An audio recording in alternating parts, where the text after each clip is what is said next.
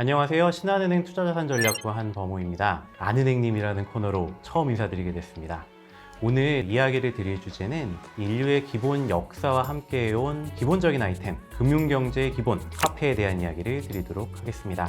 고대 화폐의 이야기를 듣게 되면 조개 껍데기, 가죽, 소금, 동물의 뼈 이런 이야기들 많이 보셨을 것 같은데요. 사람들은 점차 시간이 흐르면서 보관이 편리하고 휴대하기 간편한 아이템들로 화폐의 모습들을 변화시켜 나갑니다. 그리고 경제가 디지털화되어가는 오늘날에는 기존과는 조금 더 다른 전환을 앞두고 있습니다. 암호화폐, 디지털화폐, 가상자산, 이른바 버추얼 에셋 시대의 단면 그리고 시사점에 대해서 지금부터 하나하나 말씀해 드리겠습니다. 당장 가상자산이란 단어 처음에 접하시게 되면 많은 분들이 제일 먼저 떠오를 단어는 비트코인입니다. 왜 그럴까요?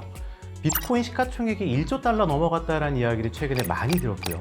그리고 또 다른 암호화폐들, 민간의 화폐들을 지금 주도하고 있는 대명사이기도 하기 때문입니다. 1조 달러 시가총액이라는 거는 그냥 삼성전자 시가총액이랑 비슷하다고 생각을 하시면 됩니다. 지난 2월 말 기준으로 비트코인 시가총액이 거기까지 올라갔고요. 또 다른 측면에서 테슬라를 구매하는데 비트코인을 사용할 수 있다?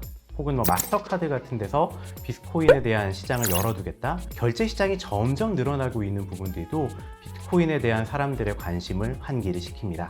또 코로나19를 대응하는 과정에서 중앙은행들이 유동성을 많이 내뿜어냈거든요. 이 팽창한 유동성 때문에 기존 통화 가치가 좀 희석될까봐 걱정하는 사람들이라면 대체 자산 측면에서 암호화폐를 바라볼 가능성도 존재를 합니다. 이렇듯 점차 기존 화폐의 기능적인 부분을 암호화폐가 탑재해 나가고 있기 때문에 기존 제도권 금융기관들도 신선한 충격을 받기 시작을 했습니다. 어떤 충격을 받고 있는지 하나하나 생각을 해볼게요. 기존 제도권 금융기관, 제일 먼저 뭐가 있을까요? 아마 은행이나 자산운용사들이 있을 것 같습니다. 얘네들은 서비스 경쟁 심화가 불가피합니다. 암호화폐 시장을 바라보는, 투자해보려는 사람들의 요구가 늘어나면 늘어날수록 직접이 어렵다라면 간접적으로 투자할 수 있는 상품을 준비하는 방법도 하나의 대안이 될 것 같고요. 고객들이 기본적인 계좌 개설이나 암호화폐 관련된 결제, 송금 이러한 서비스를 요구하는 경우도 빈번할 겁니다. 이거에 대한 기술적인 준비에 발빠르게 나서야 하고요. 실제로 JP모건 같은 은행 같은 경우는 자체적인 스테이블 코인을 발행하는 등 새로운 모습들을 계속 보여주고 있습니다. 시장의 이러한 변화는 앞으로도 점점 확대될 것으로 판단을 합니다. 두 번째로 생각을 해야 되는 사람들은 민간 암호화폐가 통용되는 현상을 인지하고 있는 규제 당국입니다. 왜 그럴까요? 암호화폐의 가격 변동성이 너무 큽니다. 이런 이야기가 많이 나오고 있기 때문이거든요. 투자자들이 제도권 안으로 암호화폐를 집어넣기 위해서는 과도한 변동성을 좀 차단을 하고 사기적인 거래도 막아내야 한다라는 움직임이 필요하기 때문입니다. 아마 지금 초기 수순의 변화라고는 생각이 되지만 암호화폐에 대한 과세안들이 지금 빨리 마련되는 측면이 하나의 핵심적인 사항입니다. 왜 그럴까요? 돈을 낸다, 세금을 낸다, 이거는 그동안 막연했던 자산이었던 암호화폐가 이제는 제도권으로 들어왔다라는 하나의 증거이기 때문에 그렇습니다. 조금 더 많은 보안 장치들이 마련은 될 겁니다. 변동성을 완충시켜야 될 것 같고 매매 준비금이나 거래 준비금을 마련한다거나 거래 시간이나 룰을 조금 더 타이트하게 만드는 등의 방향은 앞으로도 보완이 될 것 같습니다. 물론 모든 민간 암호화폐들이 이러한 제도권의 규제를 받아들일지는 사실 미지수입니다. 하지만 분명한 거는 변화는 시작됐고 앞으로 더 거세게 변화가 이루어질 것 같다라는 측면입니다. 민간 암호화폐 시장을 바라보는 세 번째 주체 누굴까요? 글로벌 중앙은행이라고 보시면 됩니다. 왜냐하면 우리가 지금 살고 있는 세상에서 화폐라든가 현금은 그 자체로 글로벌 공공재이기 때문이에요. 그리고 그 시장, 공공재 시장의 핵심 권력을 쥐고 있는 주체가 발권력을 가지고 있는 중앙은행이기 때문입니다. 시장에서 거래되는 암호화폐 개수는 지금 수백 개, 수천 개에 이르고 있습니다. 근데 우리가 은행을 가가지고 환전을 한다라고 생각을 할 때 바꿀 수 있는 통화 개수는 한 40개 정도 되거든요. 미스매치가 분명히 나오게 되죠.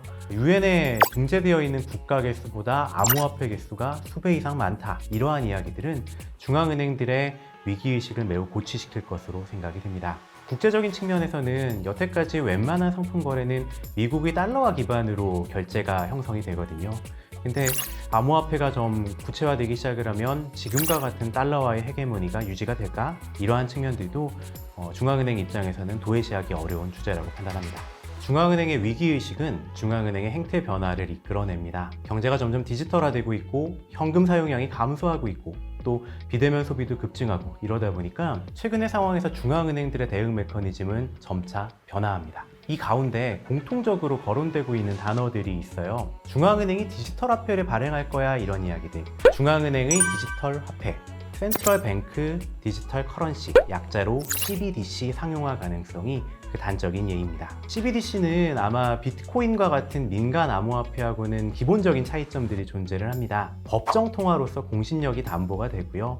액면가도 고정이 되고 또 가치가 전자적으로 저장이 되긴 하지만 발권 자체를 중앙은행이 한다라는 측면이 차이점입니다. 아마 이용자 간에는 자금 이체 기능을 디지털화를 가지고 만들어 나가는 방법을 띌 것 같아요. 장점이 있겠죠. 디지털 화폐가 왜 그러면 쓰이냐라고 하게 되면 기본적으로 현금을 찍어내는 데 들어가는 비용이라든가 보관하는 데 들어가는 비용을 절감을 시켜줍니다. 그리고 동전 많이 갖고 다니기 힘들잖아요. 소액 결제 측면에서도 편의성 굉장히 높아질 것 같고요. 디지털 화폐가 활성화된 국가들끼리 해외 결제를 하게 되면 중간 단계의 수수료도 좀 절감할 수 있을 것 같습니다. 이런 것도 있을 겁니다. 디지털 화폐는 누가 언제 어디서 무엇을 어떻게 사고 있는지를 뻔히 알게 됩니다. 그러면 물가에 대한 프락시를 세우기도 쉬워질 것 같고요.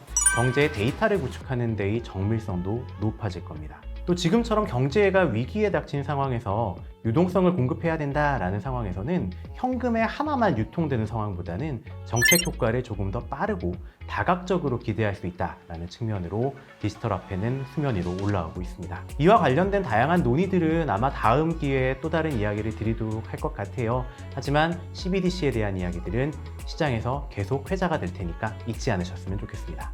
지금까지 드린 내용들을 토대로 이제 가상자산 시대의 시사점들을 정리를 드리도록 하겠습니다. 첫 번째입니다. 현재 각광받고 있는 민간 암호화폐들에 대한 부분이에요. 이거는 산업 간의 활용도가 점차 증가하고 투자 주체를 확보하는 흐름들이 종전하고는 분명히 차별화되고 있습니다. 또 화폐 가치 하락에 대응한다라는 수단 측면에서 많은 관심을 이어나갈 가능성도 열어둬야 되는 시기고요. 다만 우리가 좀 주목해야 되는 포인트는 이게 투기적인 광품에 동참해서 얼마만큼 돈을 벌어야 돼, 이러한 측면은 아닙니다. 새로운 금융환경이 변화하고 있는 단초다, 이러한 측면으로 보셨으면 좋겠습니다. 시사점 두 번째입니다. 이거는 민간 암호화폐 활성화가 만들어내는 제도권의 변화, 이 측면을 봤으면 좋겠습니다. 특히 기존 법정 통화를 발권하는 중앙은행들은 디지털 화폐 구상을 속도를 높여 나갈 것입니다. 그리고 궁극적으로는 민간 암호화폐하고 중앙은행의 디지털 화폐가 공존하는 그림을 생각을 하고 있고요. 예단하기 어려운 문제이긴 합니다. 근데 시장이라든가 투자자들 그리고 활용성을 충분히 검증받은 민간 암호화폐와